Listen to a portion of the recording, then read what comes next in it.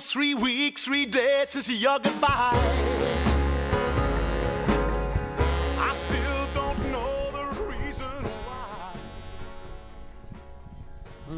Testing. All right. Yes. Do we need to make sure this is working okay? Yeah. We are actually rolling. Where's the camera? It's there. Yeah. Okay.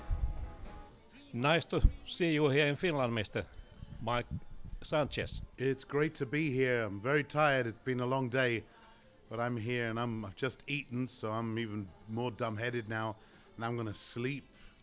I'm going to sleep a lot, and then tomorrow we've got a good rehearsal, and then the following day a show. So I'm looking forward to it. Yes, it's gonna be a good show, I believe. Well, I'm not quite gonna do much of a burlesque show. My thing is just rock and roll and give people something that they need. Yes. We had in the mid-70s in England punk rock, the skinheads, the mod beat that was going on, the Coventry-based thing. There was all the heavy metal. There was all the bands that were touring, all the Motorhead and the Status Quo, all those kind of bands that were filling stadiums. But you had loads of angry young bands as well. And somehow amidst all that, with the Teddy Boy culture as well, which is something that had been already in existence since the early 50s, since just after the Second World War. You had all these different strains of it that were coming out. There was this stuff called neo-rockabilly.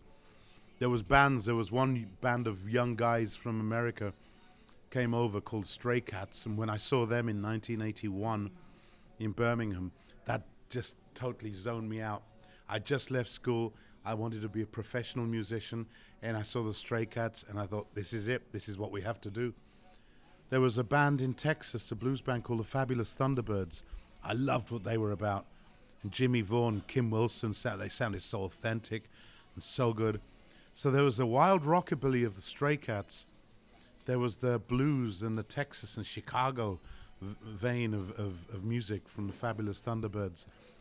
Then there was other stuff, man. There was this bad shit called psychobilly that was going on. I was even too shy to deal with trying to get a girlfriend. And in the rock and roll scene, there wasn't that many girls, or was there? I can't remember anymore. That's how we started. Our first band was a band called the Rockets. This was the biggest thing for me, was the wanting to have the punk ethos, to be able to play rockabilly but with proper high energy, get angry with it, and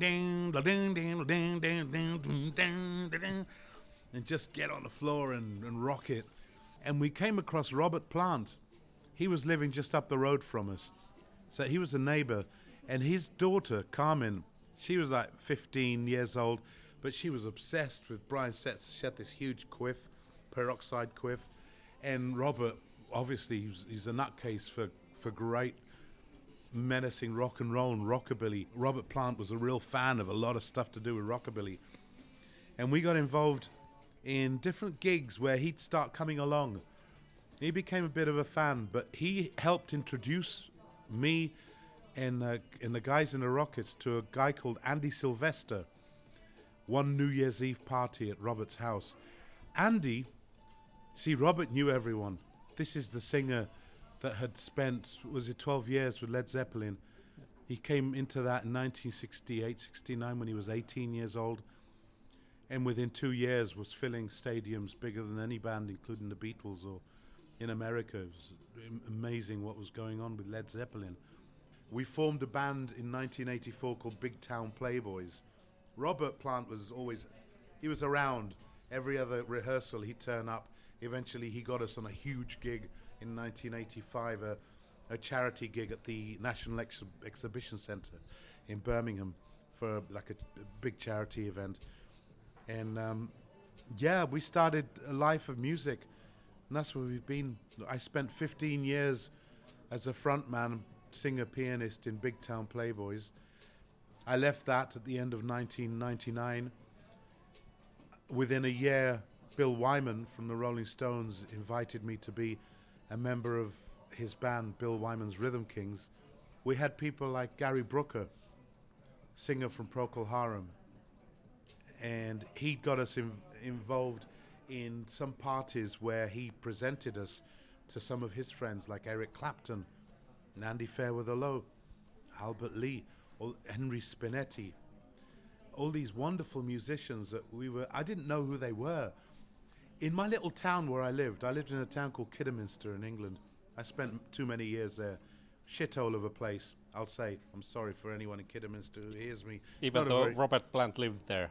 He lived between Kidderminster and Stourbridge. Okay. It's like a 5-minute distance, which is beautiful countryside.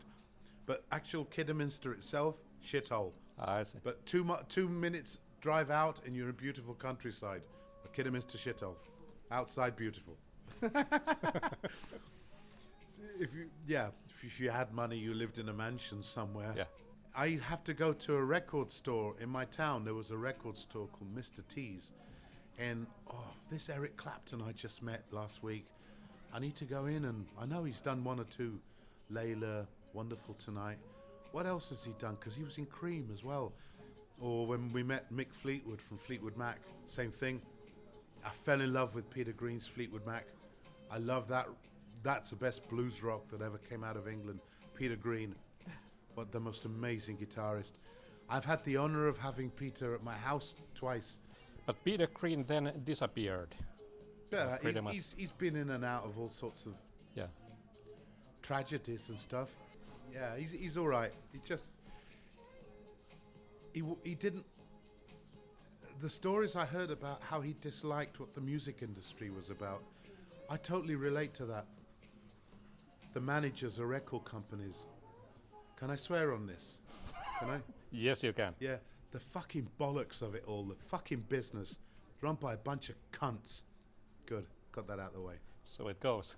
Yeah, so I'm glad I managed to keep under the radar. My name, Mike Sanchez. I do being in Bill Wyman's band for 4 years, that helped me a lot. That was nice.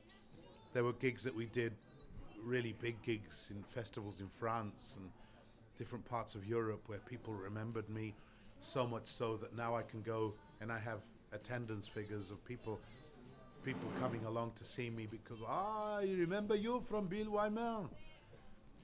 And you also ended up in Martin Scorsese's Color of Money movie's soundtrack. What's that? Martin Scorsese's Color of Money. Oh, The Color of Money. That was at the start of the involvement with Eric Clapton. That was really nice. Eric had fallen in love with us. Once he saw us, he's like, what am I going to do with these guys? We got to, he asked us if the next tour he did in Europe for us to be the support band. Oh, wow, we get to go travel to Florence, Milan, Rome, parts of Germany, all over Europe, including weeks of 3 days day off, 3 days day off at the Royal Albert Hall in London. Wow, this is so good. People are going to know who we are. We did that tour, right? We did that tour. We went home. We thought the phone was going to start ringing like crazy. No one called us. No one rang. Phone didn't. Nothing happened. We were back to playing the Dublin Castle in Camden, the 100 Club in Oxford Street. I still play the 100 Club now. I sound okay. Do I look? No. I've normally got a bit of a quiff. I've still got a bit of an Elvi look about me. And, baby.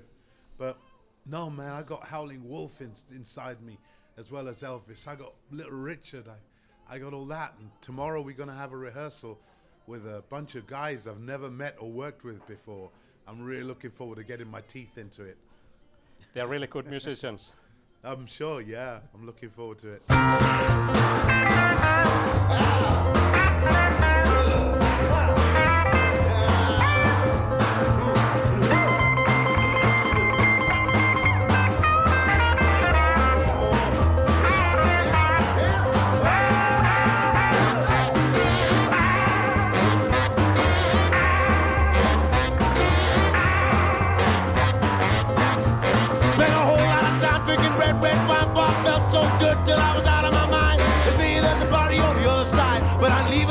Till the bottle's dry. I felt so high since the other night when my baby took away on a one-way ride. And I know goodbye to since she ain't around. There ain't no jolly gonna keep me down.